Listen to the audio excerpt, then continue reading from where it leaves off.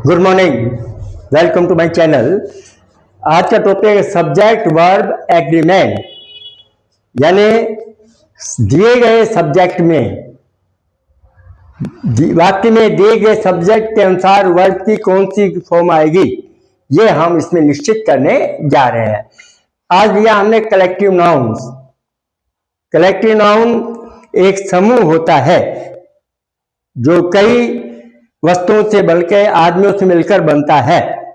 तो used as a group, जब collective noun का उपयोग, उसका यूज ग्रुप के रूप में किया जाता है, used as a group, group के रूप में किया गया हो, एक दल के रूप में, एक समूह के रूप में किया गया हो, तो हम सिंगुलर वर्ब लाते हैं, एक वचन की क्रिया लाते हैं, बहुवचन की नहीं।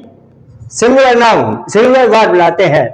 जैसे पब्लिक हो तो आप सिंगुलर नाउन वर्ब लाओगे, फूड है तो सिंगुलर वर्ब, आर्मी है, क्लास है, टीम है, फर्नीचर है, मोब है, ए ग्रुप ऑफ सोल्जर्स जो भी है, ए ग्रुप ऑफ रोबर्स, यदि ये सब है तो हम सिंगुलर वर्ब का प्रयोग करेंगे उस वाक्य में। ये आपको ध्यान रखना है, परीक्षा में भी ये पूछे जाते हैं, तो हम एक एक करके सारे वाक्यों को देखें। जैसे the public right to know the money is spent,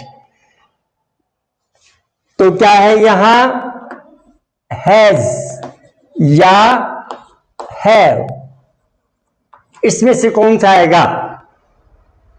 अधिकार रखती है। The public has a right, the public have a right to know the money is spent. How the money is spent, how no, ये how रह गया, यहाँ how करो, नहीं तो बात का अर्थ नहीं था। How the money is spent, ये हाउ रह गया, यहाँ हाउ कीजिए, आप लिख लीजिए। The public has a right. अब हमने बताया ये पब्लिक ग्रुप के रूप में है, एक समूह के रूप में इस्तेमाल है, लेकिन इसके साथ हम सिंगुलर नाउन लाएंगे। इनको ध्यान रखो, ये वर्ड्स हैं, इनको आप लिख लो आराम से, धीरे धीरे, और इन वाक्यों को उसमें हम एडजस्ट, इन वाक्यों में हम क्रिया को एडजस्ट, एग्रीमेंट उसका देखेंगे क्या होता है। तो पब्लिक के साथ जो सब्जेक्ट है इसका एग्रीमेंट क्या होगा? हैज होगा, हैव नहीं होगा।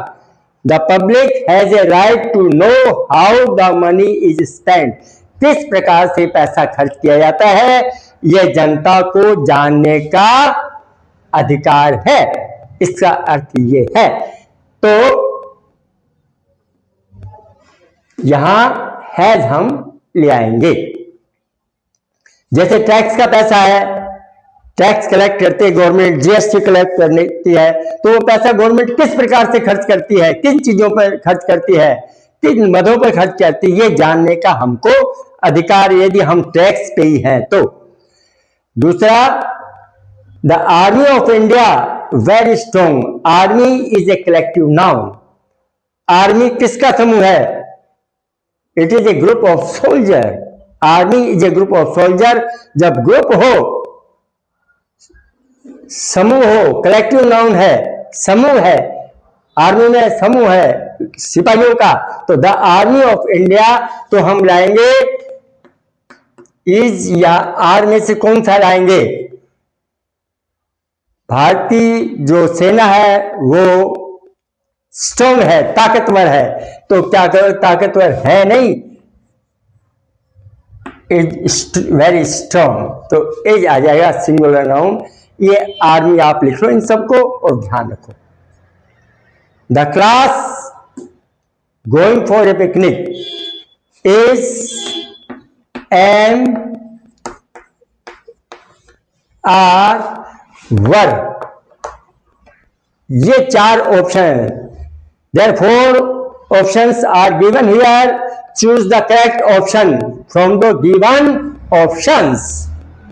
तो the class is going, is आएगा क्योंकि आपको बताया ये इस कैटेगरी का है, ठीक है, ग्रुप के रूप में इस्तेमाल किया गया। क्लास में बच्चे होते हैं, ये ग्रुप है बच्चों का, समूह है, इसलिए is going for a picnic, यहाँ क्या आएगा, यहाँ इज आ गया, हैज, यहाँ हैज आ गया, इसमें इज आ गया, यहाँ भी इज आ जाएगा।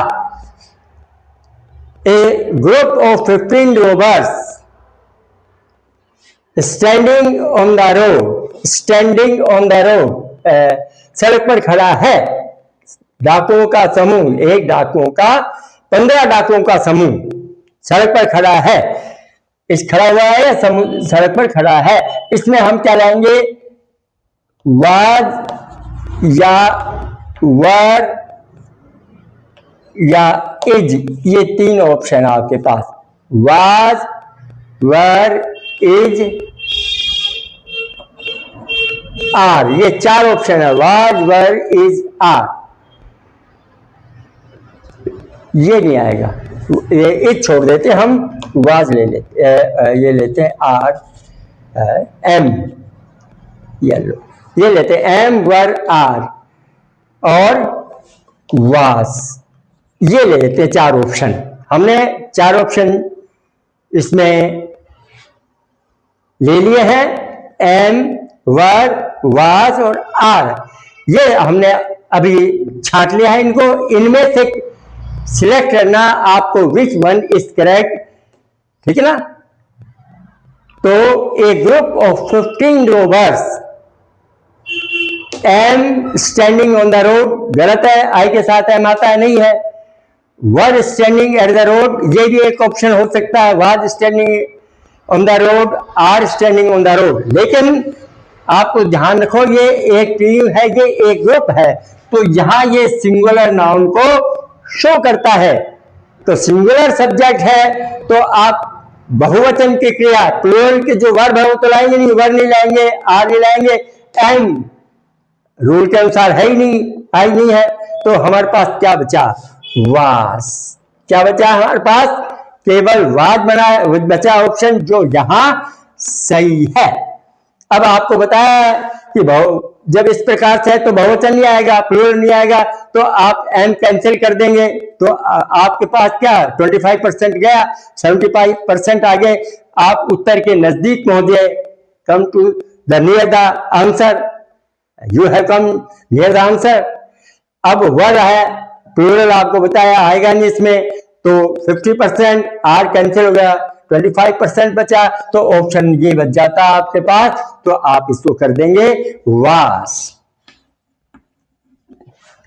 ए मॉब ऑफ स्टूडेंट्स, यहां दिया है मॉब, इसमें देखो, ये आप उसको उतार लो कॉपी में, मॉब है और इसको याद कर लो बस, ठीक है ना।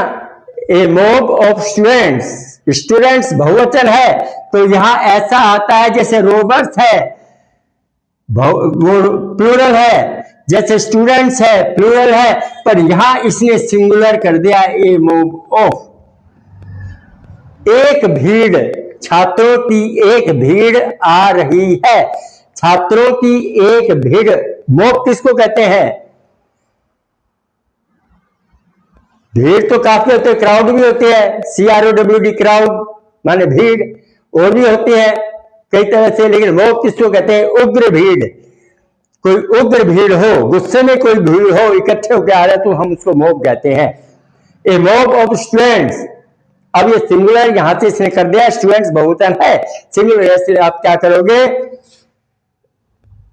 Coming close to the shop, a mob of students is are coming close to the shop, दुकान के नजदीक आ गई है, तो इज आ जाएगा, क्या आ जाएगा, इज। इस प्रकार से आप इन वाक्यों में आप सिंगुलर नाउन का प्रयोग करेंगे। Furniture is good, furniture in the room is good.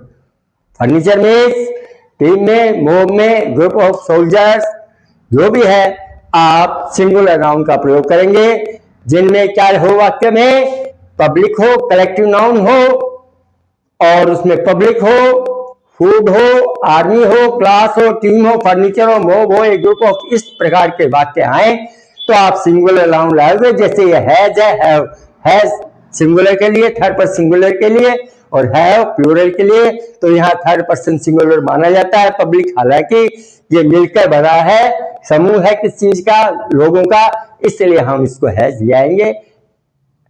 इसके बाद में है collective nouns, police, people, cattle. ये तीन याद रखो आप, police, people, cattle. Plural verb, इनमें क्या आएगी, बहुवचन की क्रिया आएगी, प्लूरल फॉर्म आएगी वर्ब की। ये ध्यान रखें आप। 3 words are given here, therefore used always plural form of the verb. Plural form of the verb is always used with police, people as well as cattle. समझिए ना। तो पुलिस सर्चिंग द थीफ, आप police को इजलाते हैं, police has come to investigate the matter, the police has come to look into the matter.